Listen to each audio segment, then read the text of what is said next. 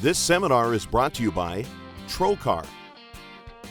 I'm Captain George Gozdz, host of Time Florida Sportsman. In today's seminar, I'm going to talk to you about the variety of hooks and when to utilize each of those styles. Hooks are pretty much broken down into two categories that most of us use. You have your J hook or you have your circle hook. And then obviously they vary in size and diameter. You have a fine wire hook and then you have a heavy wire hook. And each of these has their own applications. The J hook is pretty much meant to catch a fish anywhere in his mouth, snag anything in there that can possibly get a hold of.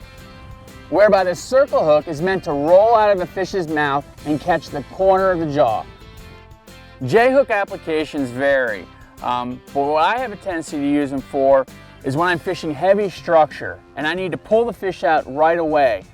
When I'm snook fishing and the fish comes up and eats the bait right away, I want to get that fish out of there immediately. I don't have time for that snook to turn his head and for that circle hook to roll and catch the corner of the mouth.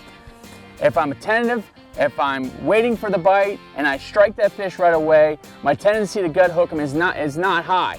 But I do have a tendency to pull that fish out right away. So I utilize a J hook in heavy structure situations. Also when I'm utilizing them with soft plastic lures as well. If I'm using a gulp jerk shad or a gulp shrimp, I'll tie in a J hook as well. Now the circle hook has its applications as well.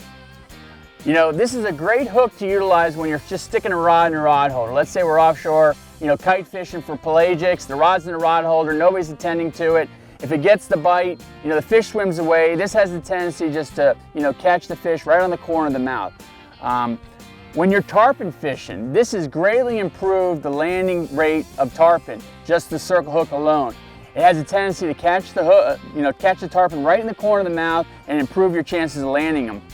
Another application for this is actually a requirement when you're fishing for bottom fish on the west coast of Florida. So regulations require that you utilize the circle hook. A lot of tournaments as well, a lot of pelagic or sailfish tournaments require that you utilize the circle hook. So another thing to consider is the size of the hook.